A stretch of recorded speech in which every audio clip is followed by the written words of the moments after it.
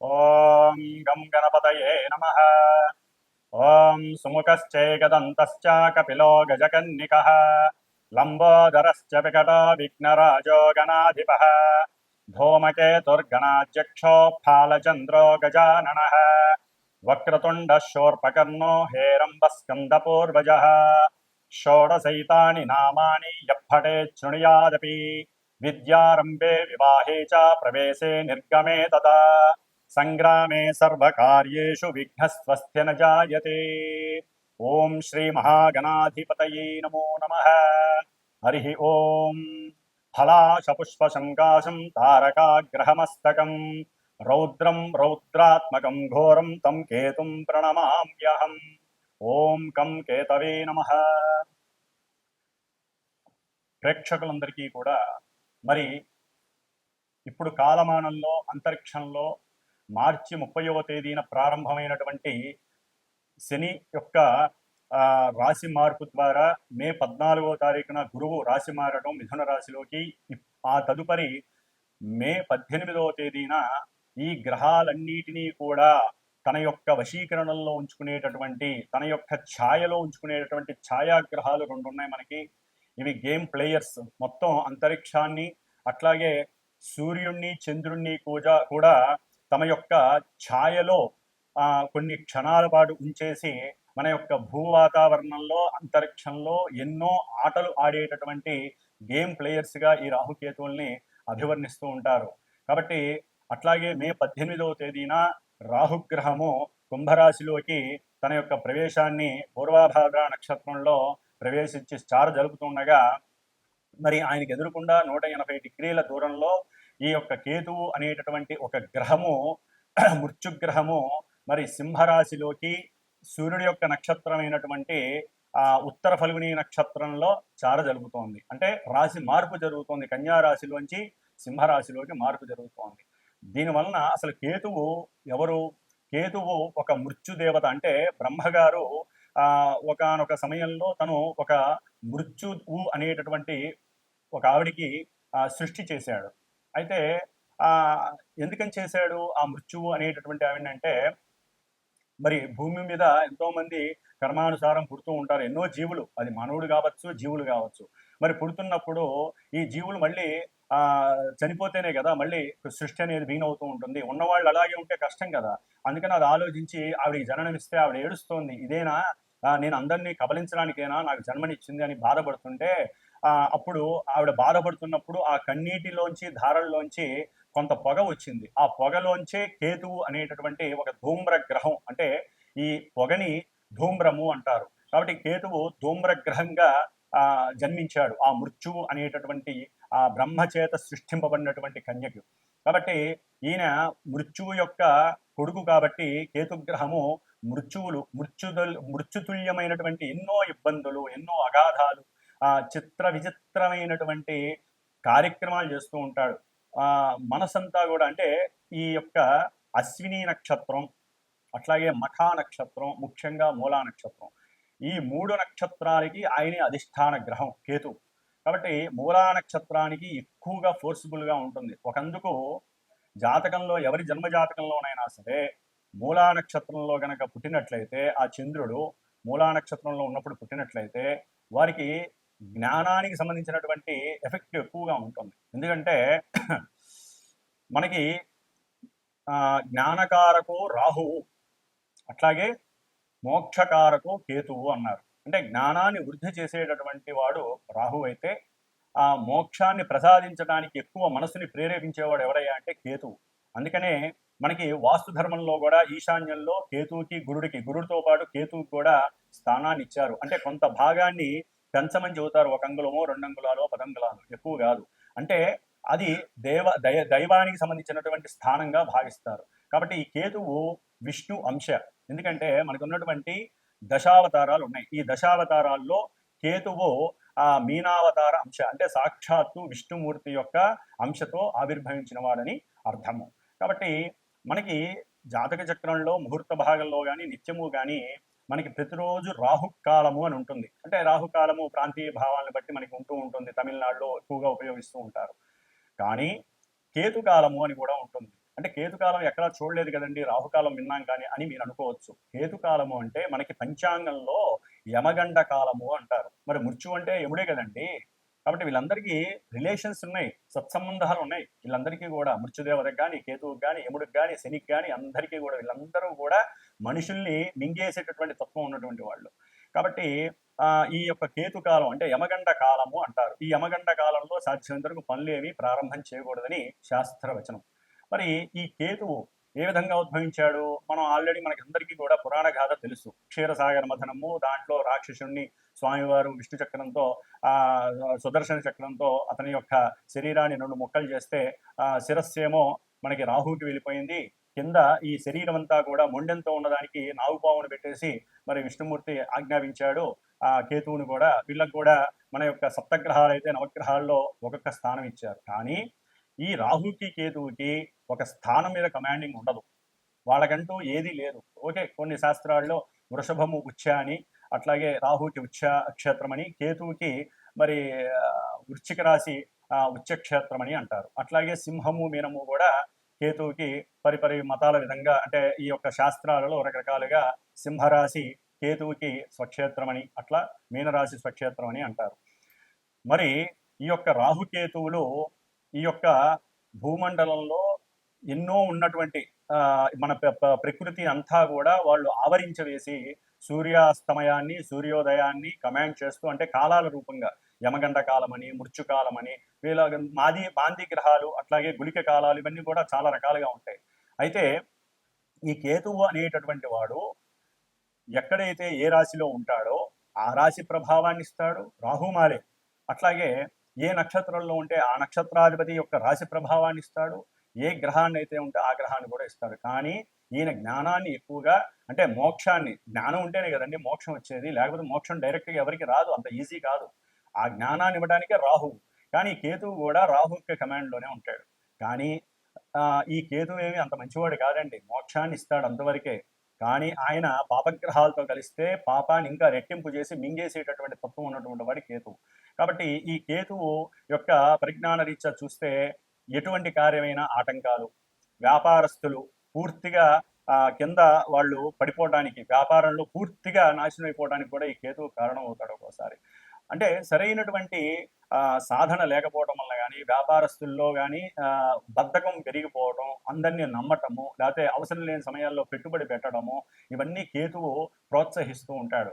Already మొన్నటిదాకా అంటే మే 18 వరకు కూడా ఈ కేతు అనేటటువంటి గ్రహము కన్యారాశిలో ఉండటం ద్వారా మానవుల్లో చాలా మందికి ఈ కేతు మహర్దశ కానీ, వారి జాతకరీత్యా కేతు మహర్దశ కానీ, అంతర్దశ కానీ ఇలా జరుగుతున్నప్పుడు, లేకపోతే అశ్విని మఖ మూల నక్షత్రాల్లో జాతకులకు కానివ్వండి, లేకపోతే కొన్ని రాశుల వారికి ఈయన ఉన్నటువంటి స్థానాలు గనక మృత్యు స్థానాలు లేకపోతే దుస్థానాలు అయినట్లయితే ఈయన ఈ యొక్క కన్యారాశికి సంబంధించిన కొన్ని అనారోగ్య స్థితులు కలుగజేసే ఉంటాయి. నర్వస్ మీద బాగా ప్రయోగం జరుగుతుంది. అట్లాగే లోపల జీర్ణకోశానికి సంబంధించిన, పేగులకి సంబంధించిన ఇంటెస్టివ్ డైజెషన్ సిస్టమ్ అంటే అజీర్ణ వ్యాధులు ప్రబలటానికి, ముఖ్యంగా వ్యాపారస్తులకి నష్టాలను కలుగజేయడానికి, వ్యాపార వృద్ధి జరుగుతుందనుకుంటే అది కాస్త క్షీణించడానికి ఈ కేతువు చాలా వరకు దోహదపడ్డాడు ఇప్పటి వరకు కూడా. అంటే వినాశకారిగా కొన్నిటి ఉన్నాడు. కొంతమందికి లాభాన్ని కూడా ఇచ్చాడు అనుకోండి, అది వారి యొక్క జాతకరీత్యా ఉన్నటువంటి పరిస్థితులను ఇచ్చారు. కాబట్టి పర్సనల్ జాతకంలో ఈ యొక్క రాహుకేతువులు ఆడే ఆట సామాన్యమైన ఆట కాదు. వీళ్ళు ప్లే బాయర్స్ అని కూడా అనొచ్చు. అంటే మొత్తం ప్లే చేసేస్తారు. వీళ్ళతో ఎవరు కలిసి ఉంటే వాళ్ళ యొక్క ఫలితాలు ఇచ్చేస్తాడు. వీళ్ళకంటూ స్వతహాగా నేను ఇదే ధర్మాన్ని అనుసరించాలి అని ఉండదండి. వారు ఏ రాశిలో ఉంటే, ఏ గ్రహం వీళ్ళని చూస్తే, వీళ్ళు ఏ నక్షత్రంలో ఉంటే అట్లా.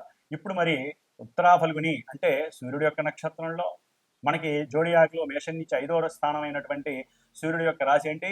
సింహరాశి. ఆ సింహరాశిలో కేతు వస్తున్నాడు అంటే అతనికి స్వక్షేత్రం. సాధ్యమైనంత వరకు అతను చెడు చెయ్యడు. కానీ కొన్ని రాశుల వారికి మాత్రం స్థానాల రీత్యా చెడు స్థానాలైతే ఘోరాతి ఘోరమైనటువంటి పరిస్థితుల్ని కేతువు కలుగు చేస్తాడు. మృత్యుతుల్యమైనటువంటి కారకత్వాన్ని ఇస్తాడు ఈయన. అందుకని ముఖ్యంగా హృద్రోగము, జఠర రోగము, జీర్ణాశయ లోపాలు, అట్లాగే లివర్కి సంబంధించిన ప్రాబ్లమ్స్, లేకపోతే శిరస్సుకి సంబంధించినవి, క్యాన్సర్స్, ఇంకా ఒక రకంగా చెప్పాలంటే అధికారులు వారు అనుకున్నటువంటి అనుకూలమైనటువంటి అధికారత్వాలు లేకపోవడం, లేకపోతే రాజకీయ నాయకుల్లో వారి వంశపారంపర్యంగా ఎంతో మందికి అనుకూలతలు కలగజేయటం సాధ్యమైనంత వరకు. ఎందుకంటే కుజవత్ కేతువు శనివత్ రాహువు అన్నారు. అంటే కుజవత్ కేతువు అంటే కుజుడిచ్చే ఫలితాలన్నీ కేతు ఇస్తాడు. కుజుడు ఏ విధమైనటువంటి దుర్మార్గపు పనులు చర్యలు ఇస్తాడో, ఎందుకంటే యుద్ధాలు కావచ్చు, శస్త్రచికిత్సలు కావచ్చు, ముఖ్యంగా కేతుగ్రహ ప్రభావం ఉన్నటువంటి వాళ్ళకి శస్త్రచికిత్సలు ఎక్కువగా జరిగే అవకాశాలు ఉంటాయి. అది ఏ భాగం అనేటటువంటిది శరీర జాతక నుంచి తెలుస్తూ ఉంటుంది. కాబట్టి మరి కుజుడిచ్చేటటువంటి భయాందోళన కానీ, ప్రమాదాలు కానీ, మృత్యుతుల్యమైన ఏ విషయాలైనా సరే ఈ యొక్క ముఖ్యంగా ల్యాండ్ లిటిగేషన్స్ కానివ్వండి, లేకపోతే అన్నదమ్ముల మధ్య గొడవలు కానివ్వండి, పోట్లాటలు, ఒక చోట సరైనటువంటి స్థిమితం లేకపోవటం, మానసిక చిత్ర విచిత్రమైనటువంటి కళాఖండాలు ఉంటాయి వీళ్ళల్లో. అట్లాగే జూలై 20 తర్వాత ఈయన మళ్ళీ పూర్వఫల్గుని నక్షత్రంలోకి వస్తున్నాడు, శుక్ర నక్షత్రం. ఇప్పుడు సూర్యుడిచ్చే ఫలితాలు ఇస్తే అప్పుడు శుక్రుడిచ్చే ఫలితాలు. చిత్రకళారంగంలో వాళ్ళకి కొంతమందికి అనుకూలతలు ఉంటాయి, కొంతమందికి దిగజారితనాలు ఉంటాయి. చాలా చాలా గోల్మాల్ సిస్టమ్స్ అనేవి కేతు ఇస్తాడు. చిత్రకళా పరిశ్రమ, లలిత కళలు ఉంటాయి మనకి. ఆ లలిత కళల్లో ఏదైతే ఉన్నాయో వాటన్నిటి మీద కేతు యొక్క ప్రభావం ఉంటుంది. సెన్సెక్స్, ముఖ్యంగా షేర్స్ అండ్ సెన్సెక్స్ దేశకాలమాన పరిస్థితుల్లో ఇవి చాలా ఎక్కువగా ఈయన యొక్క కేతు యొక్క ప్రభావం ఉంటుంది. అట్లాగే భార్యాభర్తల మధ్య అన్యోన్యతకు కూడా కేతు యొక్క ప్రభావం ఉంటుంది. ముఖ్యంగా కేతువుకి సంతానానికి సంబంధం ఉంది. ఎందుకంటే కాలసర్ప దోషంలో కేతు యొక్క పాత్ర అచంచలమైనటువంటిది, అనిర్వచనమైనటువంటిది. కాబట్టి సంతానం లేనటువంటి వాళ్ళు ఎంతో మంది గణపతిని ఆరాధించుకోవాలి, సుబ్రహ్మణ్యేశ్వర స్వామిని ఆరాధించుకోవాలి. అన్నిటికన్నా ముఖ్యంగా కేతుగ్రహ ప్రభావం ఉన్నవాళ్ళు కేతు యొక్క జపాలని, దానాలని, ముఖ్యంగా హోమాలని చేయించుకోవాలి. గణపతికి సంబంధించిన గకార అష్టోత్తరం కావచ్చు, గరికతో కావచ్చు, దర్భతో కావచ్చు హోమాలు చేయించాలి. సంతానపరంగా కానీ, విద్యాపరంగా కానీ, బుద్ధి పెరగినటువంటి వాళ్ళు కానివ్వండి, నర్వస్ సిస్టమ్ ఆపరేట్ కానటువంటి వాళ్ళు కానివ్వండి, పక్షవాతం వచ్చిన వాళ్ళు కానివ్వండి, ఒకటి కాదండి, చిత్ర విచిత్రంగా ఉంటాయి కేతు ఇచ్చేటటువంటి పరిస్థితులు. వీళ్ళందరూ కూడా గణపతిని ఎక్కువగా ఆరాధించండి. కేతుగ్రహ ప్రభావం వలన, దానివలన బుద్ధి వికాసము, కూర్చుంటే పూజ చేయాలనేటువంటి తాపత్రయం పెరుగుతుంది. మోక్ష మార్గానికి మీకు మీరే ఆ దైవాన్ని ఎక్కువగా నమ్ముకోవాలి. కాబట్టి కేతువు సింహరాశిలో ఉండటం చాలా చాలా విశేషప్రదం, కొన్ని రాశుల వారికి తప్ప. కాబట్టి ఈ ద్వాదశ రాశుల్లో ఏ రాశుల వారికి కేతుగ్రహ ప్రభావం శుభంగా ఉంటుంది, కొంతమందికి ఇబ్బందిగా ఉంటుందో తెలుసుకుంటూ, మరి కేతువుకి సంబంధించినటువంటి మోక్షానికి కానివ్వండి, పూజలకు కానివ్వండి, ఏ పూజలు చేయాలి, ఏ ఆరాధనలు చేయాలో మరి మనం ఇప్పుడు తెలుసుకుందాం. ముఖ్యంగా ఓం కం కేతవే నమో నమః. మిథున రాశి మనకున్నటువంటి ద్వాదశ రాశుల్లో మిథున రాశి మూడవది. ఇది వ్యాపారాన్ని సూచించేటటువంటి రాశి, క్రయ విక్రయాదాన్ని సూచించేటటువంటి రాశి. అట్లాగే మనకు సంబంధించి ఇప్పటి వరకు కూడా మే 18 వరకు కూడా ఈ కేతు అనేటటువంటి గ్రహము 4వ స్థానంలో ఉండటం ద్వారా విద్యార్థులకి కొంచెం ఇబ్బందికరం. అట్లాగే లిటిగేషన్లో ఉన్నటువంటి ఆస్తిపాస్తులు, స్థిర స్థిరాస్తుల విషయంలో ఎన్నో ఎదుర్కొన్నటువంటి ఇబ్బందులు సామాన్యమైనవి లేవు. ఎవరితో మాట్లాడినా మేనరికం వాళ్ళతో కూడా బంధువులతో విరోధాలు కలిగినాయి. అయితే ఇప్పుడు ఈ కేతువు మే 18వ తేదీన ఉత్తర ఫల్గుని నక్షత్రంలో జూలై 20 వరకు కూడా ఆయన ఈ యొక్క సింహరాశిలో ఉంటాడు. తర్వాత జూలై 20 తర్వాత శుక్ర రాశిలోకి వస్తాడు, శుక్ర నక్షత్రంలోకి వస్తాడు ఈ కేతువు. మరి ఈ 3వ స్థానంలో వచ్చినప్పుడు కేతువు అనుకోకుండా ఎన్నో రకాలైనటువంటి విశేషమైనటువంటి సహాయ సహకారాలు మనకి లభిస్తాయి. ముఖ్యంగా ఎవరి ద్వారా అంటే, ఒక్కోసారి లిటిగేషన్స్లో మనకి ఎన్నో సమస్యలు ఉంటాయి. గృహాలు అమ్మే విషయంలో, లేకపోతే ముఖ్యంగా అమ్మే విషయంలో ఉన్నప్పుడు తండ్రి గారి సహకారం మీకు చాలా ఉపయోగపడుతుంది. జూలై 20 లోపల ఈ యొక్క మిథున రాశి వారికి తండ్రి యొక్క సహకారం చాలా ఉపయోగపడుతుంది. అది వాక్ రూపంలో కానీ, లేదా ఎవరికైనా కొత్త వాళ్ళతో పరిచయం చేస్తారు మీకు, ఒక లాయర్తో. అంటే ఏదైనా ఇబ్బందిగా ఉంది, ఇప్పటివరకు పని జరగట్లేదు, డబ్బులైతే కోల్పోతున్నారు, లాభం వస్తుంది అనుకుంటే జరగట్లేదు అనుకుంటే, మే 20 తర్వాత మీ తండ్రి గారి ద్వారా ఒక నూతన వ్యక్తితో పరిచయం అయి మీ పని ఫాస్ట్గా అవడానికి ఈ కేతుగ్రహం అనుకూలంగా ఉండడానికి అవకాశం ఉంటుంది. అట్లాగే 3లో ఉండటం ద్వారా మీరు తరచూ కూడా ప్రయాణాలకి ఎక్కువ ఆసక్తి చూపిస్తూ ఉంటారు. అంటే ఆనందం కోసం, ఆహ్లాదం కోసం జూలై 20 వరకు కూడా చక్కగా దగ్గర ప్రయాణాలు, ఎక్కువ దూరం కూడా కాదండి, దగ్గర ప్రయాణాలు చేస్తూ ఉండడానికి అవకాశం ఉంటుంది. ముఖ్యంగా తల్లిగారి యొక్క ఆరోగ్యం పట్ల కొంచెం జాగ్రత్త వహించడం మంచిది. తండ్రి గారి వలన విశేషమైనటువంటి వంశపారంపర్య లాభాలు కలగడానికి అవకాశం ఉంటుంది మిథున రాశి వారికి, కేతు గ్రహం వలన మాత్రమే. మిగతా గ్రహస్థితి వేరే రకంగా ఉంటుంది. అట్లాగే ఈ కేతుగను చిత్ర విన్యాసాలు చేస్తూ ఉంటాడు. అందుకనే ఈయనకి చిత్రగుప్తుడు అధిదేవత అంటారు. అంటే ఈయనవన్నీ కూడా మనకి నవగ్రహాల్లో కూడా ఒక పుష్పము, ఒక వస్త్రము బెటరు. విచిత్రమైనటువంటి చిత్రవర్ణము అంటారు. ఈయనంతా కూడా చిత్రవర్ణమైనటువంటి కలర్స్ ఈయనవన్నీ కూడా. అట్లాగే ఇచ్చే ఫలితాలు కూడా అకస్మాత్తుగా మనం అనుకున్నది ఒకటైతే ఇంకోటి ఇచ్చే అవకాశం కూడా ఈయన ఉంటుంది. కాబట్టి సాధ్యమైనంత వరకు శుభ పరిణామాలు కలగడానికి కేతు అనుకూలత అయితే ఉంటుంది. ఎందుకంటే మేషరాశికి స్థానం 5వ స్థానం అవడం ద్వారా ప్రేమ వ్యవహారాలలో ఇప్పటి వరకు ఎవరైనా అర్థం కాక అనుమానాస్పదంలో లేకపోతే అవమానింపబడ్డ అమ్మాయి అబ్బాయి ఒకరికొకరు అవమానింపబడ్డ లేకపోతే ఒకరికొకరు అనుమానంగా ఉన్న ఇది ఎంతవరకు ముందుకెళ్తుంది, అసలు వాడు మంచివాడా, ఈ అమ్మాయి మంచిదా చెడ్డదా, ఇట్లా ఎవరికైతే అనుమానాలు ఉన్నాయో అవన్నీ ఒక కొలుక్కు వస్తాయి. మీ మనసులో ఉన్నటువంటి భావాన్ని అవతల వ్యక్తికి తెలియజేయడం ద్వారా ఒకరికొకరికి మధ్య సంయమనం ఏర్పడుతుంది, మంచి బాండింగ్ ఏర్పడుతుంది. అది వరకు ఉన్న ప్రేమ కన్నా ఇదే అసలైన ప్రేమ అనేటటువంటిది మాటల ద్వారా మీ మనసులో ఉన్నటువంటి భావనని వ్యక్తీకరించడం ద్వారా ఇరువురి ఒక అమ్మాయి ఒక అబ్బాయి మధ్య చక్కటి బాండింగ్ కలిగినటువంటి ప్రేమానురాగాలు కలగడానికి ఈ యొక్క అవకాశం ఎక్కువగా ఉంటుంది. ఇది జూలై 20 తర్వాత ప్రారంభం అవుతుంది ఈ బాండింగ్ నేచర్ అనేటటువంటిది, ఎందుకంటే శుక్ర నక్షత్రంలో కేతు వచ్చినప్పుడు. అట్లాగే సోదర సోదరీలు తండ్రితో కొంచెం విభేదంగా ఉన్నటువంటి అన్నదమ్ముల మధ్య కొంత ఐక్యత కలగడానికి వీరు తమకు ఉన్నటువంటి ఉపాసనా బలంతో తమ యొక్క ప్రజ్ఞతో మేధస్సుతో అన్నదమ్ములతో అక్కా చెల్లెలతో చక్కగా మాట్లాడితే గనక, అంటే పొరపచ్చాలు ఉండకూడదండి. ఎప్పుడూ కూడా కుటుంబంలో అన్నదమ్ములు అక్క చెల్లెలు ఒక రక్తంతో పుట్టినటువంటి వారు, తల్లిదండ్రులు ఒకళ్లే. మీ కర్మలు వేరు, ఆ కర్మల్ని ఈ గ్రహాలే ఇస్తాయి. శని రాహు కేతు ఇలాంటి గ్రహాలు ఇస్తాయి. వాటిని ఎదుర్కోవాలంటే గణపతి ఆరాధన చేయాలి కేతు గ్రహానికి సంబంధించిన వాళ్ళు. కాబట్టి తల్లిదండ్రులని ఎప్పుడూ కూడా అన్నదమ్ములు కానీ అక్క చెల్లెలు కానీ ఎక్కువ బాధ పెట్టకండి, వాళ్ళతో అనుకూలంగా ఉండండి. మీ మనసులో బాధ ఉంటే మీరు కూర్చొని మాట్లాడండి. అన్నదమ్ములు అక్క చెల్లెలు సంబంధాలు ఊరికనే రావు. కొట్టుకోకండి, తిట్టుకోకండి. ఇంట్లో కూర్చున్న దగ్గర నుంచి వాళ్ళ గురించి వీళ్ళ గురించి బయట వాళ్ళ గురించి మాట్లాడుకోండి, ఆనందం అన్న దొరుకుతుంది. మీలో మీరు కొట్టుకొని తిట్టుకుంటే ఏమొస్తుంది, తల్లిదండ్రులు బాధపడతారు, వాళ్ళకి హార్ట్ అటాకులు వస్తాయి, వాళ్ళకి తిన్న తిండి అరగదు, గ్యాస్ట్రిక్ ప్రాబ్లమ్స్, మీ మధ్య సరైన ముచ్చట్లు లేకపోతే మీ యొక్క సంతానానికి కూడా ఎఫెక్ట్ పడి ఒక బాబాయ్ అని ఉండదు, పిన్నని ఉండదు, పెద్దనాన్నని ఉండదు, మేనమా ఉండదు, ఏముండవు, అన్నీ కూడా పోతాయి. కాబట్టి ఎప్పుడూ కూడా కుటుంబంలో అందరూ అనుకూలంగా ఉండటానికి ఎవరికి వారు తమ యొక్క పూజా ఫలితాలు ఉపయోగపడతాయి. మేధస్సు ద్వారా ఆ యొక్క జ్ఞానాన్ని ఇప్పుడు పెంచుకునే పరిస్థితి కలుగుతోంది. కాబట్టి గణపతి ఆరాధన చేయండి. ఏదైనా సరే మీ మధ్య కొంచెం తగువులు అంటే ఉంటే అవి పోవడానికి గణపతి ఆరాధన చేయండి. అందరూ కలిసి చక్కగా మాలాంటి బ్రాహ్మణ వేద పండితుల చేత గణపతి హోమాలు చేయించుకోండి. ఎన్నో ఉన్నాయండి హోమాల్లో, స్వామివారికి సంబంధించిన పూజలు ఎన్నో ఉన్నాయి. కాబట్టి అన్నీ చేయించుకోండి. వీరికి మిథున రాశి వారికి గణపతి అనుగ్రహం సంపూర్ణంగా కలిగేటటువంటి స్థితి కేతువు ఈ యొక్క మే 20 తర్వాత ఇవ్వటానికి అనుకూలంగా ఉన్నాడు. ఓం గం గణపతయే నమో నమః.